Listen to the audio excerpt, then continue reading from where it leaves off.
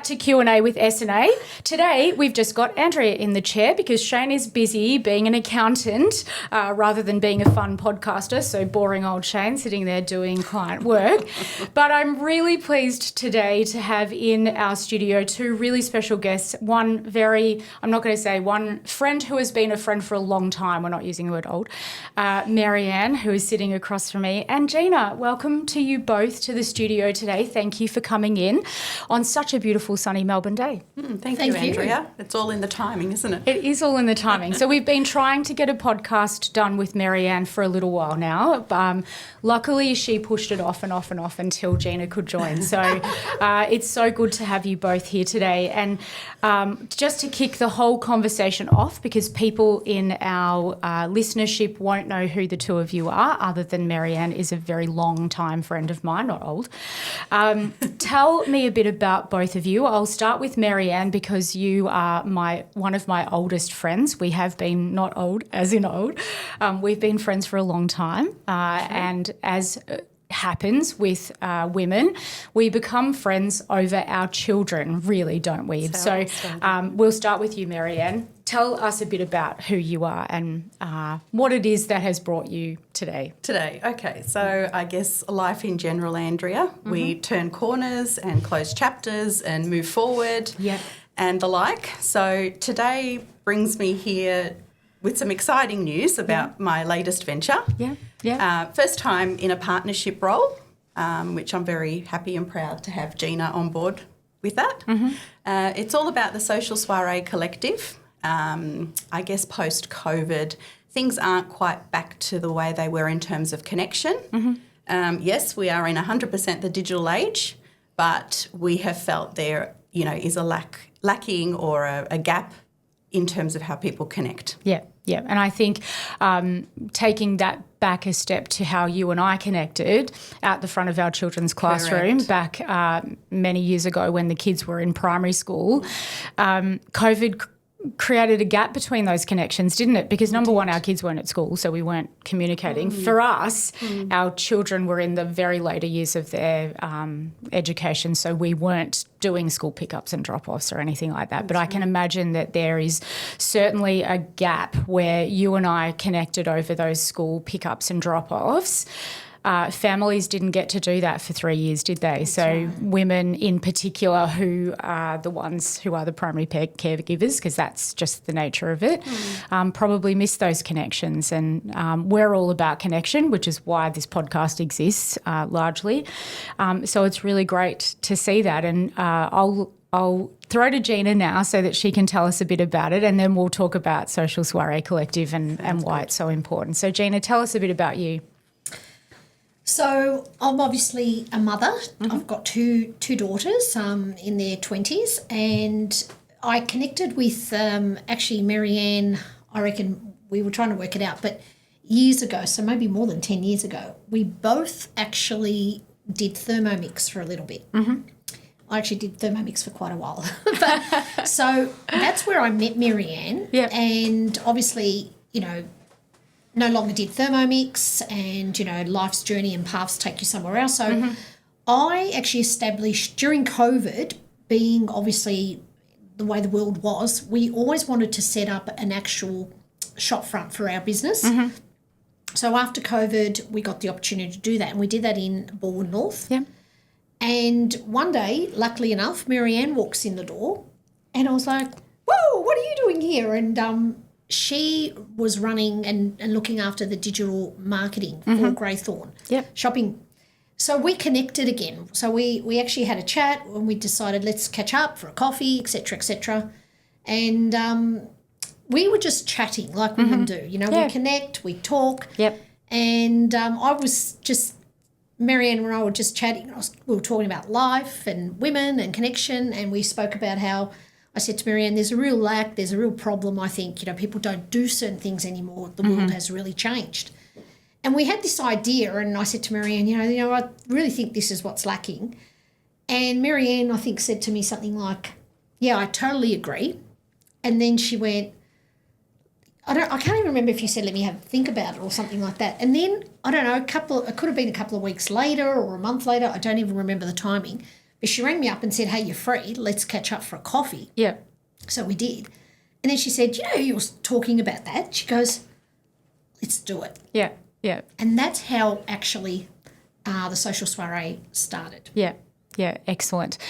Marianne, Geena alluded to it as well. You've been doing social media. You started up a small business doing communication and social media for really quite small businesses to start with in community situations, didn't you? It was like shopping centres, community shopping strips, where the traders in those situations don't have a lot of government support, or it's hard. If you're just a little shop front in a small village, those communities get together and they put Christmas trees out and all of that sort of stuff, and it's really important. Those connections are important as well. So it probably, those connections are where it all started in your mind, like we've got to connect people with each other. I say back in the day, this all started through the apartment rentals. So the Cunha apartment rentals in Sorrento, when organic was actually able to reach out there.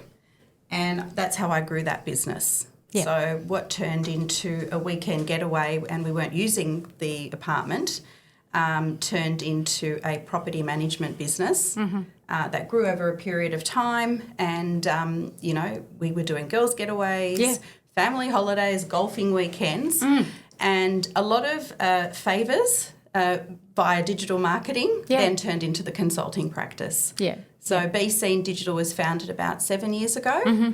And my first big break was my first trade association, and somehow it just took that path. Yeah. So at one point I was doing 6 trade associations and a chamber of commerce, and that was huge. So I've scaled that back now. Yeah. And hence, there's time now for the Social Soirée Collective. Yeah. Yeah. And if we think about, the reasons behind, so I can talk from Marianne and my experience, Geena, because we've been friends for a long time. We still connect with a group of mums from the school that our kids all went to, and they didn't all necessarily go through the same year levels or anything like that. We've connected in many ways because of sport or because of personal circumstances or whatever, but we still get together with those ladies, probably not as often as we used to, because we were getting together quite regularly, and then those, life gets in the way. Family, the family changes, the dynamic around the way we work changes. And for the three of us, you get older, you start going through many physical changes in your life, and you get tired, you start to feel lethargic with yourself, you may not feel as good as what you used to feel. And that's why I think something like Social Soirée Collective is so important, because we get really hard on ourselves at this age. Women get hard on themselves because our identities change. We are mothers, but we're no longer primarily mothers. We're no longer primarily giving people care the way we used to. And all of a sudden we say to ourselves, what do we do now? And doing something like this is a really valuable way to share a collective experience. That's so true. Yeah. And that's how we feel. I mean, we feel totally on the same page, and this is the reason, because like you said, what happens is, the kids get older, so you're no longer, as you said, their primary carer doing everything for them. They're starting to branch out, do their own things. Unless you're busy in life and got another business or being occupied, I think for a lot of women, 40 plus, it might get a little bit lonely. It may be the fact that they have nobody to really talk to or don't want to discuss certain things. But as women, this is what we do best. Yeah. And so, Marianne and I had this conversation about, how much the world has changed. And so creating this Social Soirée Collective, I think, is really important. It's coming from our hearts, from both of us. And I think that's why it's probably going to be something quite extraordinary. Yeah. And I think, just for a minute step back and think about how the two of you connected. And we'll often have a little giggle about the fact that, there's Thermomix, there's Tupperware, there's, all the different parties that women get involved in and have their friends around and all buy or sell something like that and whatever. Yeah. It's all around getting together for a morning tea or an afternoon tea or a lunch or a connection. We do the same as school parents. We, the mothers at the school that our children all went to did spring lunches and, music lunches and this and that. We connect over these things. And I think, we can be all very serious about the connections as well because it's important. The connections are important. But sometimes just having a soiree is an important enough connection. You don't have to have a very deep and meaningful relationship with everybody that comes along in these situations. Not everybody's going to find a Geena and Marianne combination where you connect in a way that you can put a business together and start running it. Sometimes it's just about having someone else say to you, I love that dress, or where do you get your nails done, or it's so lovely to see you, and clink a champagne glass. We sometimes put connection in a really meaningful box, and it is meaningful. All of those individual connections are meaningful. But for women in particular, sometimes it can just be a cup of tea and a biscuit or something like that, and being able to be seen by each other. That's true. And being our launch event, we thought we'll do something a little bit special. Yeah. We'd love to share with our audience on the night what it's all about and where it's going to go. Yeah. And you know what, Andrea? It's about taking the time out of our lives, out of our bubbles, to experience something nice, connect with a beautiful group of women, and we'll just see where it takes us. Yeah. Look, I'm going to talk a little bit about the branding because I love it, and I'm a marketing person at heart. So the logo, the circle, the fact that it's, very organic as well, the pink floral connection with the spring soiree, I think it's really beautiful. So well done to the two of you for coming up with something that does feel special to an audience that sometimes doesn't necessarily feel so spring and colourful and whatever. Hopefully we see lots of colour on the night as well, because again, we know that being from Melbourne, we're probably all going to be dressed in black or something like that. Black or grey. Not permitted on the night. I was going to say we should have put a clause in there. Yeah. Before we go on to talk about what the event might look like and what future events in your mind might look like, I was at a conference last Friday. Went up to Sydney and I spent a day with a room full of 700 women at a conference that focused on women's wealth and women's financial empowerment. And that's something that's really important to us here at Aintree Group, me in particular, but generally. Because I go to a lot of conferences, and a lot of conferences that I go to are professional services related, there's a lot of men in the room and there's a lot of women who are dressed in very corporate attire. What I noticed about this particular conference, I'm going to talk about clothing because I'm not a clothing person. I can see that the two of you are very much so. I didn't say that. But the room was bright. Yep. Everyone in the room, there were a couple of people in, corporate and suits and things like that, but they were the outlier. There was pink and green and florals and stripes and patterns and all sorts of things in the room, and it was such a refreshing thing to be part of. Women who, in general, we're really hard on what we look like ourselves, had clearly put something beautiful on that morning and just thought, I am just going to wear this with gusto. And they did. And it was so lovely to see. And I said it to the lady sitting next to me. I'm like, I go to all these conferences and everybody's in, navy blue suits or sometimes still in ties. We don't do ties here, but it's really stuffy. And it was so beautiful to see a room, just a sea full of beautiful colours and women who clearly felt empowered to be able to do something like that, because it's not very often. And, coming from Melbourne, we're in our black uniforms, which is what we normally do. Yeah. Fortunately, didn't need a puffer jacket. It was up in Sydney. So I wanted to just say that. The conference, I will be talking about the conference a bit more in my own social media because there were some really amazing takeaways from that, and I would love to share it with the two of you outside of this podcast, because otherwise we're going to be talking for about 6 hours. But the lady who ran this conference, it was a woman on her own. She's a very successful financial planner and accountant, so she knows what she's doing. But she talked about on the day that no matter how successful you think you are, you always have that imposter syndrome of, I am not going to be able to pull this off. Like, she even said that. She got up on stage and she was walking around the stage and she said, I can't believe that you're all here and all I'm doing is waiting for something disastrous to happen today. Like, she was, 700 people in a room from all over the country, and she was still thinking about how bad it could be if she got it wrong. But the idea of getting women together in a space like that, and the fact that 700 of them got together and paid to go to that event shows that there is a huge market out there for women who want to connect, who want to be empowered and want to feel like they are part of something that is not just their regular life of whatever they do on a daily basis, regardless of. I love the piece, what you said about how they were dressed, because touching on that, part of my messaging in the communication has been, this moment is for you to come and enjoy. No other reason. You're doing this for yourself. Yeah. And that is so important, whether it's a conference or the soiree, that's your moment. Yeah. So, come, connect, find a friendship.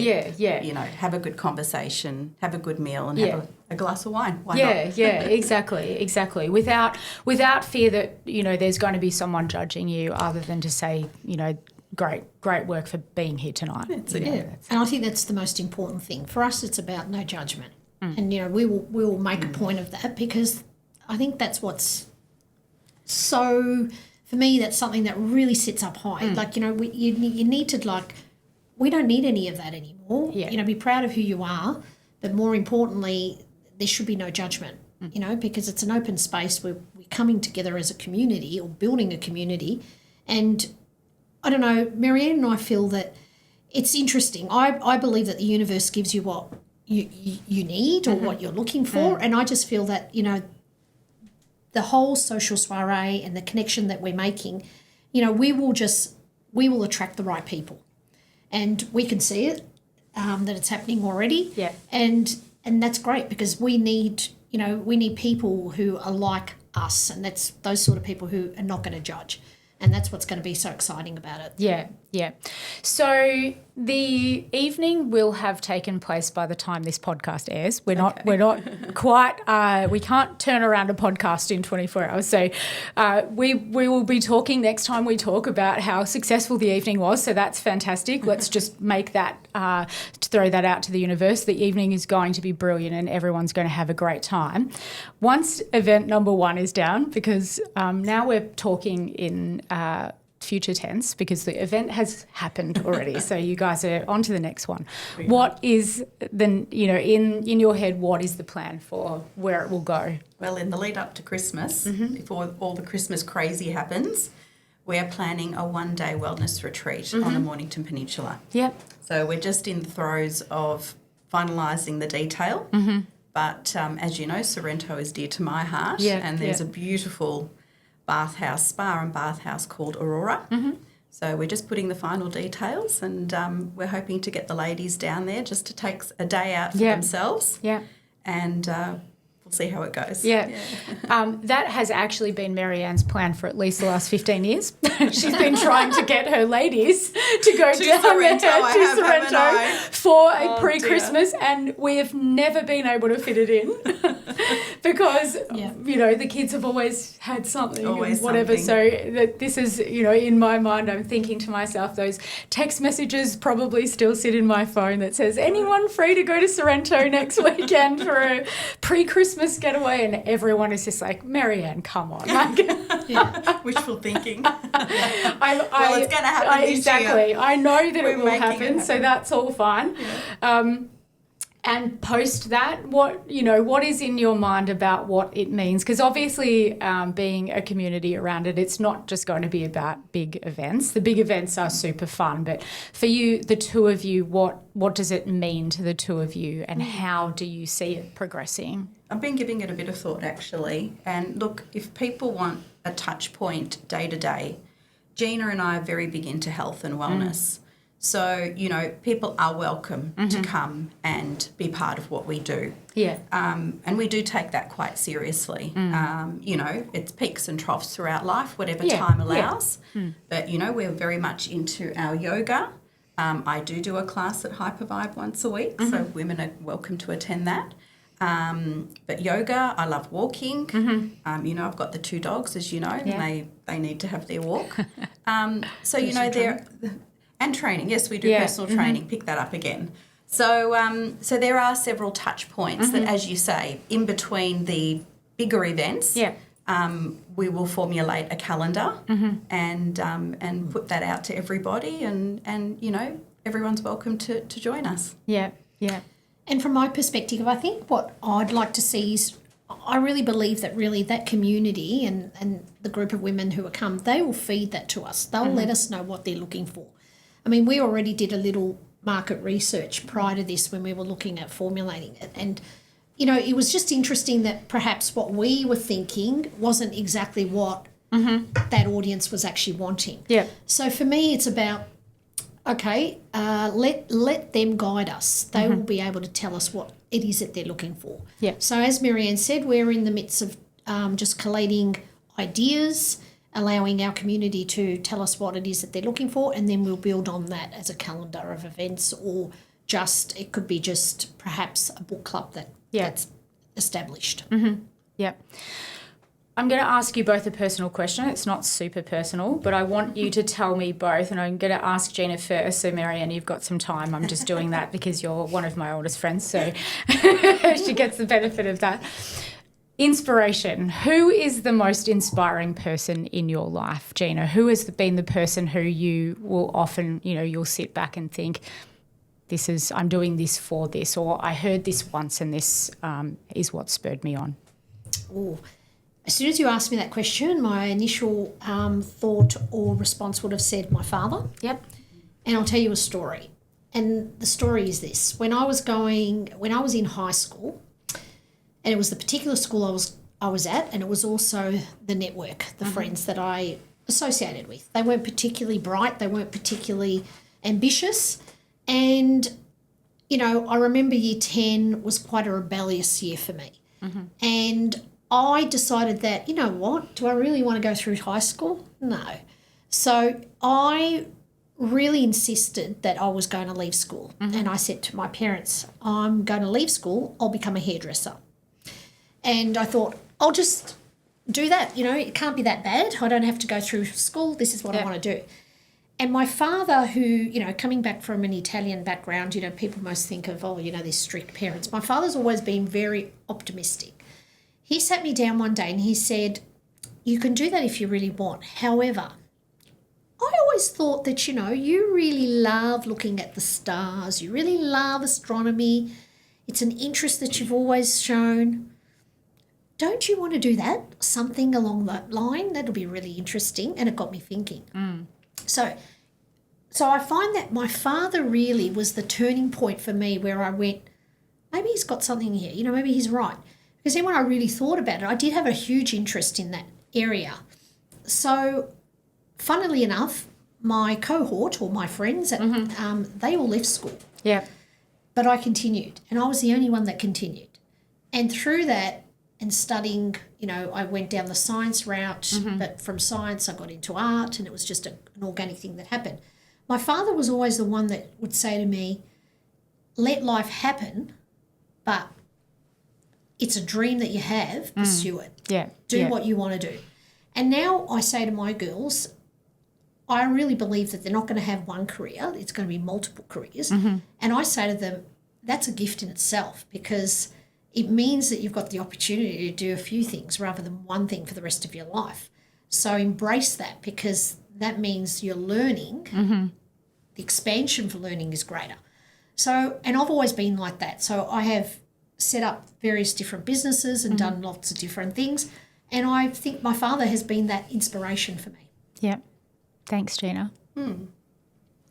Marianne. Gave me time. It's good. Okay, so really it's opportunity that was given to me that I'm grateful for. So it's my parents. Yeah. I've got a beautiful husband as well who is also very supportive of what I do. And I do feel privileged that I have had opportunity, that I have had several touch points in my career, starting off with a science background, scientific representative. That's how it all started. And the rest evolved from there. And that's my foundation, Geena. That was the encouragement. That was the, encouragement and enabling me to do what I can do and do my best. Yeah. Am I a bit of a perfectionist? Yes, probably. But coming back, yes, it's my parents because they provided that for me and I basically built on it. So I do feel grateful to them. Yeah.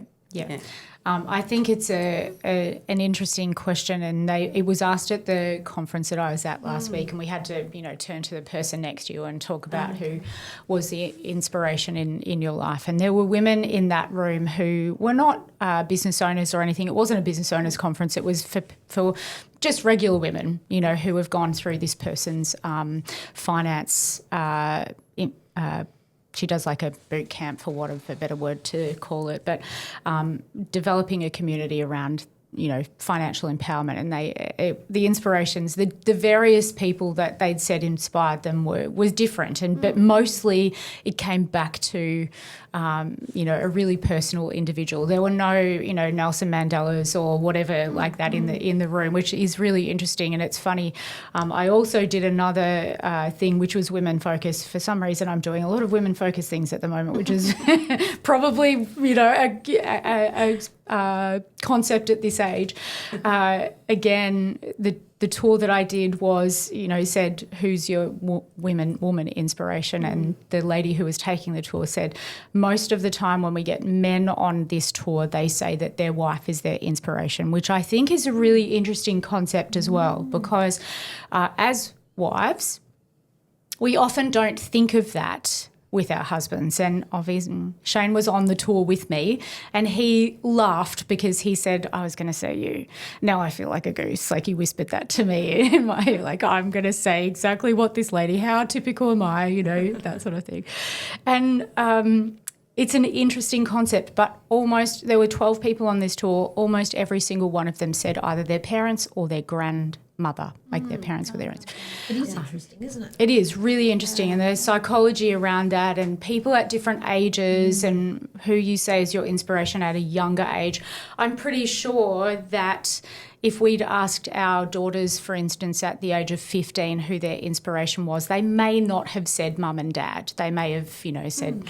Not that I know yours and mine, they wouldn't have said something like Taylor Swift, but your view and vision changes a lot as you get older, doesn't it? And you begin to appreciate what your parents did for you, even if at the time you think that they were not necessarily the greatest, which that's a generational thing as well. Yeah, we correct. all go through that and we all do it. And I think there will be lots of stories in the room on the evening of the first collective function. So those stories I'm sure that you will share with your broader audience on your social media, because there's going to be a lot of them. I bet you there'll be a lot of women who come to you with comments after the event saying, thank you for getting us together. We don't do this enough.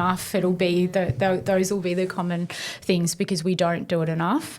I know that myself, as I have gotten older and as I have taken on more responsibility in my business on a day-to-day basis, the amount of time that I have to spend on lunches with the school mums and all of that sort of stuff has basically eliminated. And I think what you're doing is a really valuable thing for a community of women that may not otherwise feel comfortable.